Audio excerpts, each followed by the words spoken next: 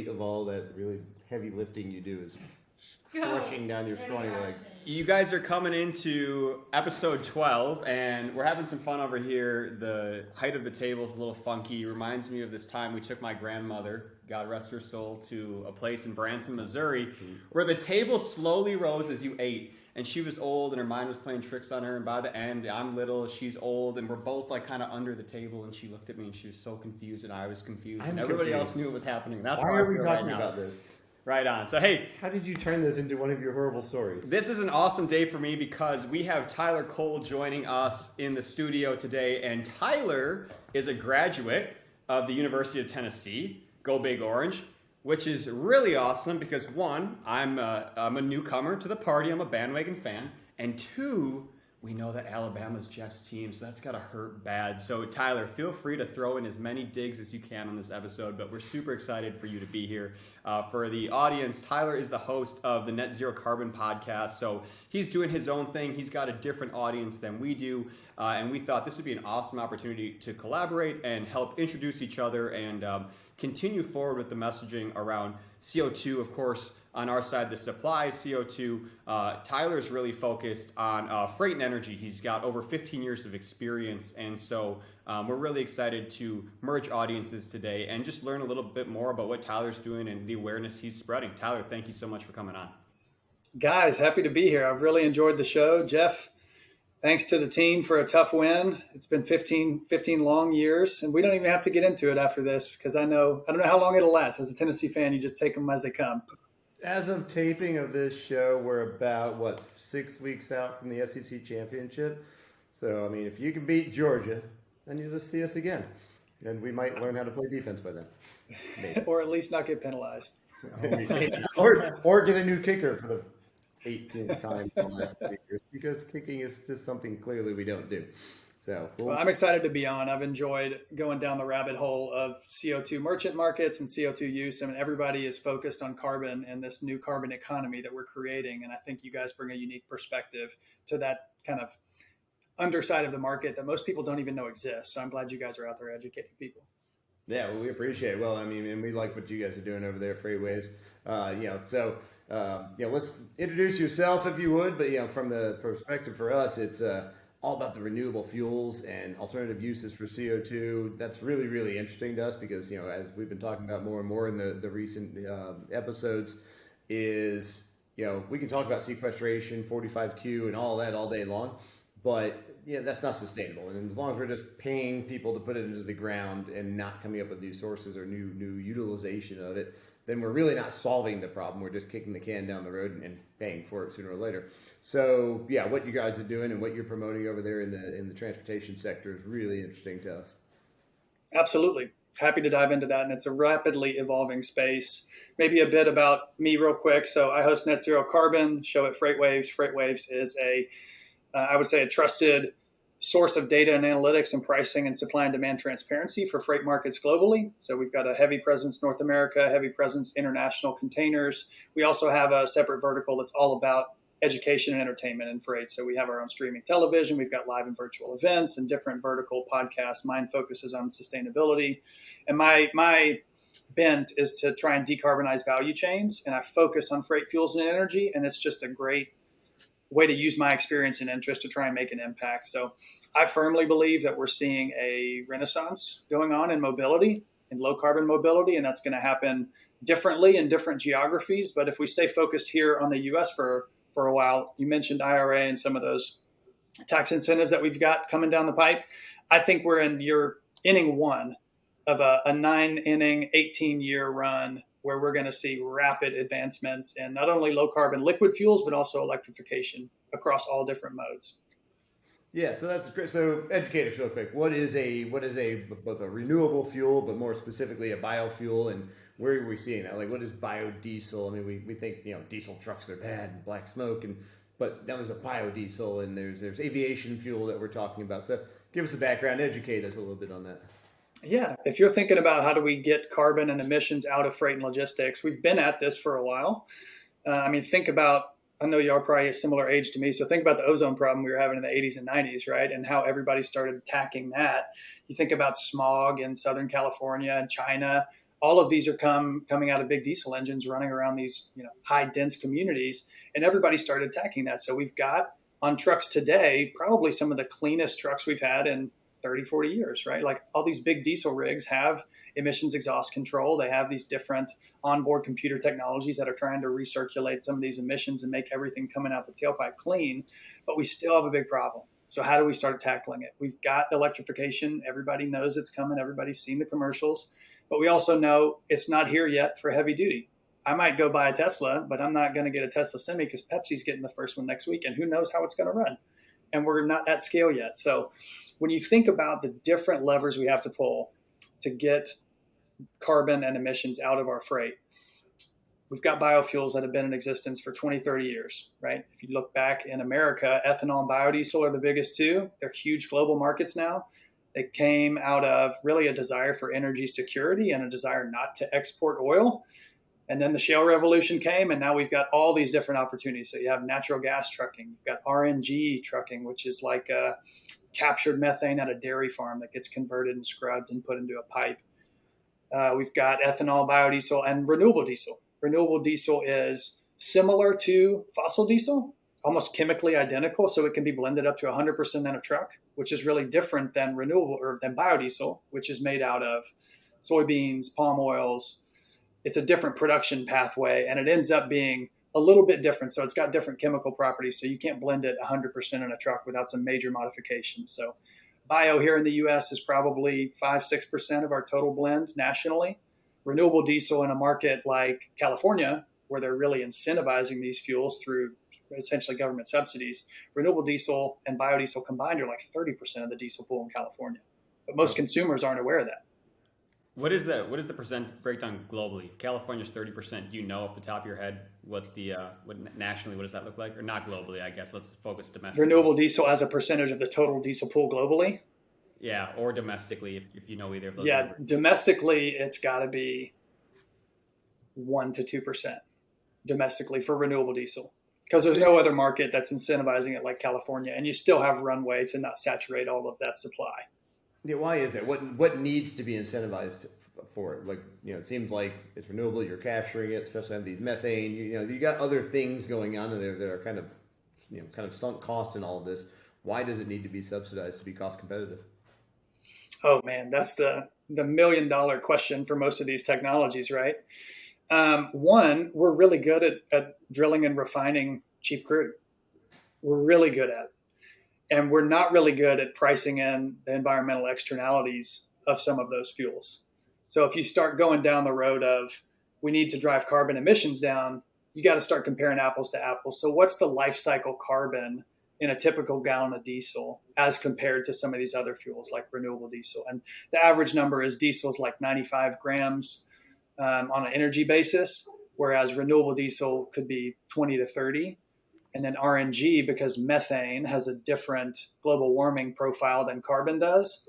If you capture methane today, it's like a negative 200 to negative 400 if you're converting it into a transportation fuel like RNG. So you start saying, all right, these fuels are better. How do we incentivize them? Because we are coming up with new pathways for production. So we know there's dairy digesters that have been out there for years.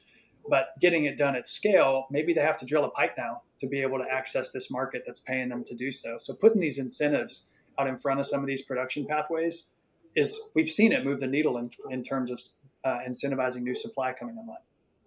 So when you talk about some of these dairies, right, and life cycle analysis, and I mean, is it one umbrella of, hey, we know that when you produce RNG off of a dairy plant, this is your general carbon intensity score because all the processes are relatively the same from state to state? Or are they doing a life cycle analysis at each individual location? Who's doing that? I mean, what does the accounting look like? How are we taking advantage of these credits? We've found, especially through the IRA, everybody kind of talks about it, but it seems that nobody has the clear-cut answer. Can you dive into life cycle analysis for us some?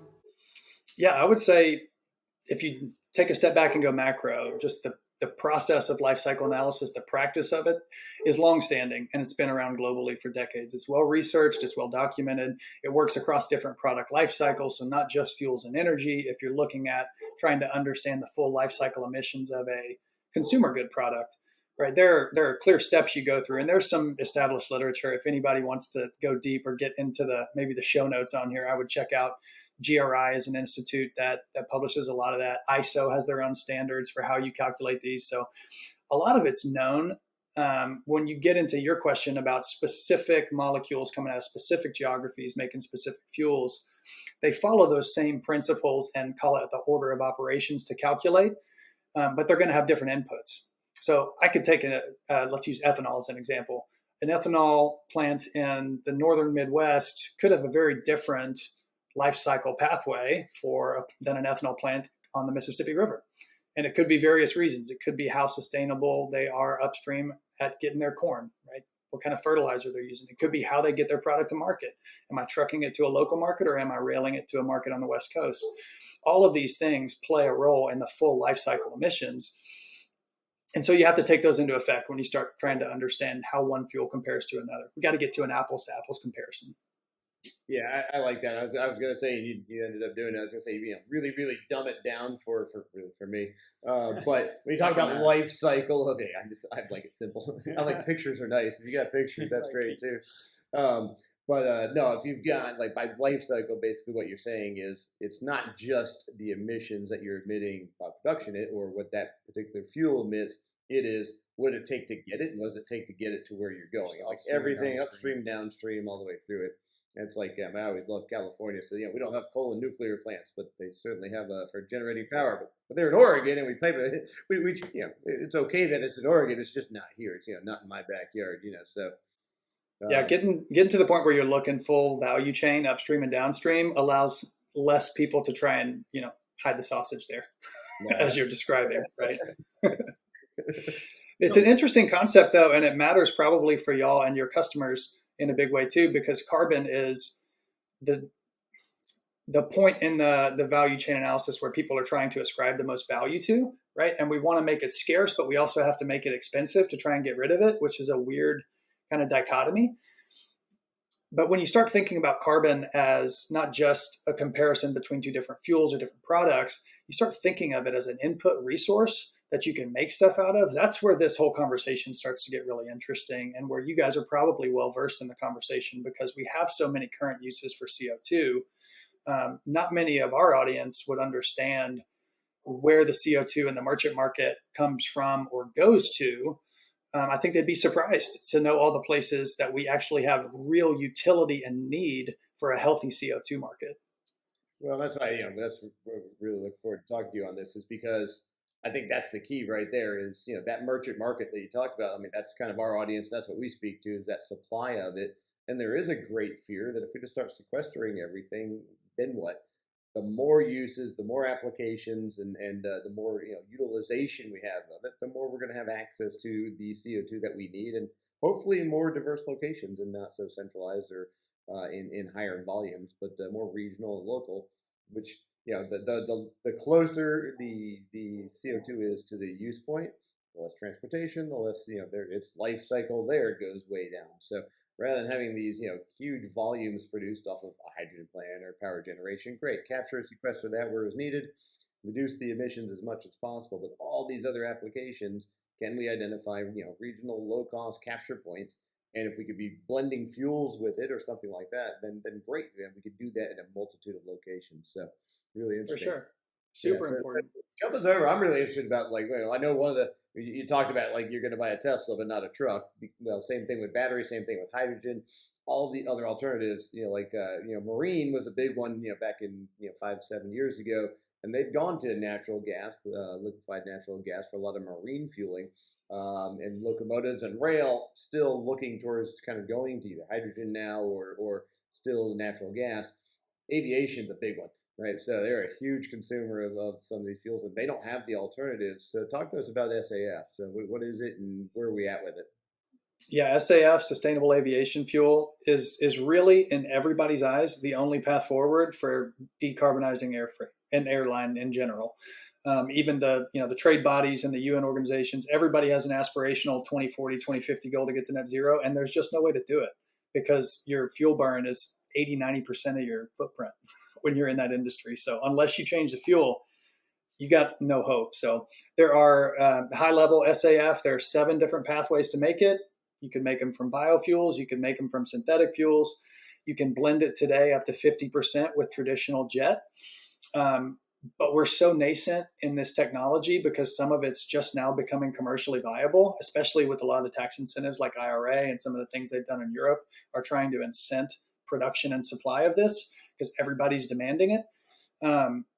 It's going to be a real revolution, I think, whether that's going to be, maybe we electrify, light duty gas demand goes down and ethanol starts to convert itself over to SAF because there's additional technologies you can refine ethanol further into jet fuel. That's one of the pathways. Or whether we're taking carbon and we're blending it with hydrogen and we're synthesizing that into a synthetic fuel that we can burn in jets. That's another big option.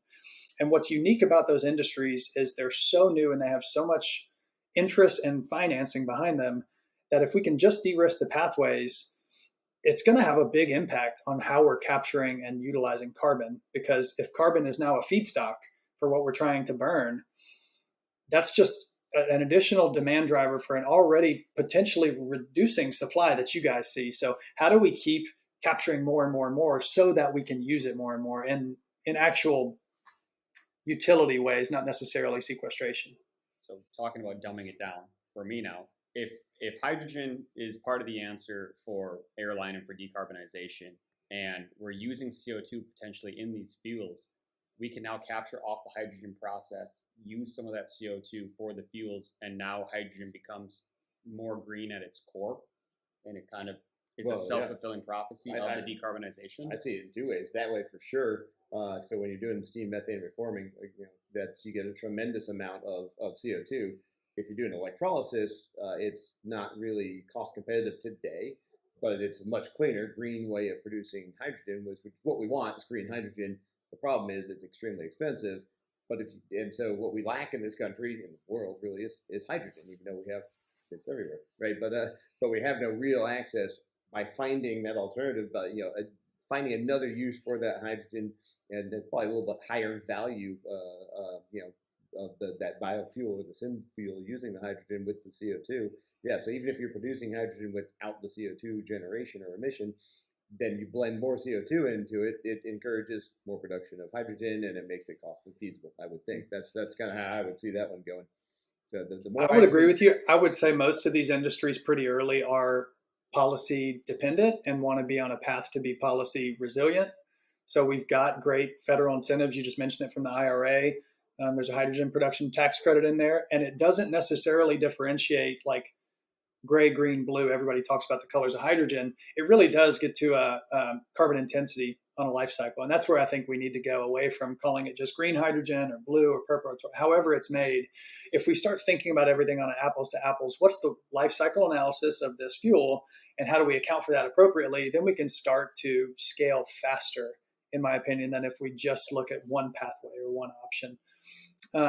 Where it gets tricky with using hydrogen is it almost takes me back to like 2010. Like, I don't know if y'all remember like the beginning of shale.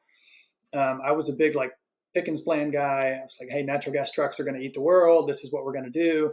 And lo and behold, we didn't build America's natural gas refueling highway. We actually found a much better and higher and more economical use for that molecule, right? We started exporting it and we started liquefying it. It didn't go into trucking fleets. And that was for a couple reasons. One, the policy support lever wasn't necessarily there to incentivize it. Two, we didn't have the appropriate makes and models of the equipment coming out where fleet operators said, hey, this is great, give it to me, plug and play.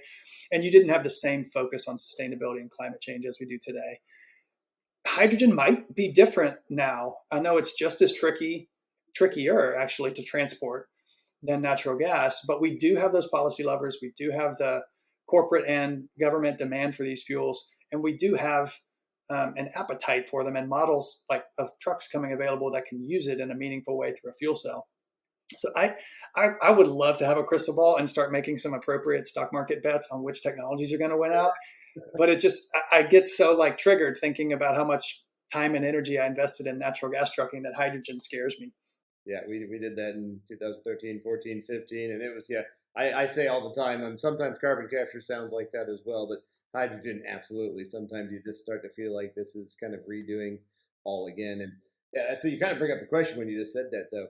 it does take, that kind of support from, from governments and legislation and permitting and all those other things. When you look at the IRA, and if you look at California and things like that, I mean, have we wholesale just bought into electric vehicles are the only way and the way? And so it almost seems like we support that technology over all other technologies. Where do you feel like that's going? I would agree with you that the thumb is probably on the scale towards electrification in some of those markets. When you talk about banning internal combustion sales, by 2035 or whatever the year is, different, and it's not just California, right? It's happening over in Europe and different countries as well. On one hand, I think that's tough. You don't like seeing heavy-handed policy. I would like to see the market choose. On the other hand, we've seen now the amount of investment that's coming off the back of that here in the U.S. as it relates to battery manufacturing, recycling, production, automotive turn. Like, it is an opportunity to totally revolutionize our manufacturing economy while pursuing what we believe is a really good pathway to zero tailpipe emissions. The problem is you can't just do that without doing everything else in tandem. So we have to parallel continue decarbonizing the grid, right? Which means building more and more renewables and solar and hydro and hopefully nuclear. But it's still, even if you're using today's grid, running electric, whether it's a truck or whether it's a car, it's still about 50% better than running it on diesel or gas, even if you're fueling in West Virginia or some other state. I mean, we've got enough renewables in the country now where it's green enough. But I try to encourage people not to get too bogged down in not only the policies, but also the trickeries of carbon accounting when it comes to it. Like, if there's a solution that's going to help and it's economical and there's somebody who wants to pay for it, we should march forward with it. So let me ask you this thing, closing thoughts, right? Where we are today, too much talk, not enough action. Are you pleased with the action you've seen in the last 1-2 years? Are we on the right path, or do we really need to start, diving deeper than just the discussion, just some policy change? I think we're directionally going the right direction, just not fast enough, if that makes sense. But I also believe that the people who say we should be doing everything faster, let's, cut our own throats to try and save our leg, need to understand the realities of getting big infrastructure projects done, which as a country we have not done at this scale in 50 years, right? I mean, think the last big public works infrastructure projects were New Deal, like 40s, interstate highways. Like, we have not done anything this big in a long time. So while the gears are grinding, we need to get the rust off and get some other, roadblocks out of the way, call it permitting reform, whatever it needs to be. I think we have the technologies and we've got the capital and we've got the will, at least as a people. I hope we have the will combined as corporates and government kind of working together to accelerate solutions. Yeah. Well, that's obviously it's a continuing conversation. So, Net Zero Carbon, where can we find you? Yeah, Fridays at 1 p.m. on FreightWaves TV. We're streaming on all, the standard streaming services as well for podcasts. But we've got a big event coming up in Chattanooga first few days of November, F3, the Future of Freight Festival. It's unlike any conference anyone's ever been to. It's not just panels and interviews. It's half-day sessions and then live events, live music, concerts spread out all over the city. It should be really fun. It's one of our first big live events in a couple of years. I have to add real fast, when you open with, the education and entertainment of freight. We've been entertained by freight in the last year. I've been it's kept me on my toes. So I don't know if I call it entertaining, but yeah, not the entertainment I would like to see. So nice to pivot to what y'all working on, a nice change of pace from the entertainment we've been used to with freight. Because it goes along with Halloween theme. It's scary, yeah, for sure. I really appreciate all your time, and I look forward to continuing talking with you in the future. Absolutely. Thank you, Tyler. We'll catch up soon. Thank you.